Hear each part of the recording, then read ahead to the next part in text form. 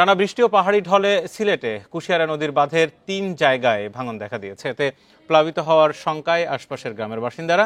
২৪ ঘন্টায় বৃষ্টি কম হওয়ায় কিছুটা কমেছে শেরপুরের বিভিন্ন নদ নদীর পানি। তবে চেল্লাখালীর পানি বিপদসীমার ১৩ সেন্টিমিটার উপর দিয়ে বইছে। মৌলভীবাজার, ব্রাহ্মণবাড়িয়ার জলাবদ্ধতা কিছুটা কমলেও দুর্ভোগ কমেনি। এই ঈদে জামা জুতো অ্যাক্সেসরিজের ডিসকাউন্ট।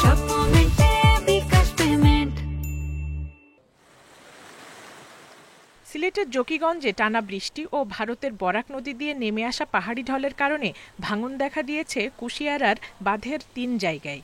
এতে সদর ইউনিয়নের রাড়াই ও বারাকশাল গ্রামের বাঁধ দিয়ে পানি ঢুকেছে লোকালয়ে। খলাছড়া ইউনিয়নের লোহারমহল গ্রামের বাঁধও ভেঙে গেছে।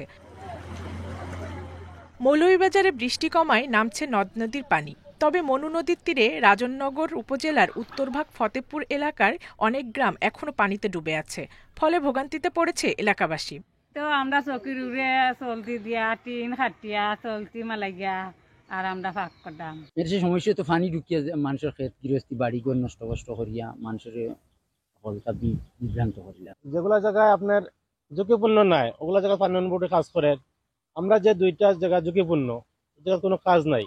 এদিকে টানা কয়েকদিনের ভারী বৃষ্টিতে ফরিদপুরের বিভিন্ন অঞ্চলে ফসলের মাঠ ডুবে জলাবদ্ধতা দেখা দিয়েছে। পানির নিচে থাকায় পাকা ধানের চারা গজিয়ে ফসল নষ্ট হয়েছে। ফসল বাঁচাতে বাধ্য হয়ে পচা ও আধা পাকা ধান কাটছেন চাষিরা।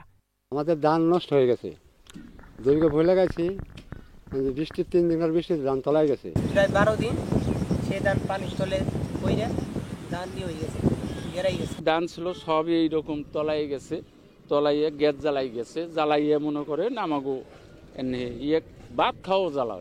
এদিকে ২৪ ঘন্টায় বৃষ্টি কম হওয়ায় শেরপুর, সুনামগঞ্জ, কুড়িগ্রাম, ব্রাহ্মণবাড়িয়ায় নদ নদীর পানি কিছুটা কমেছে। Zulekha Parvin, Independent news.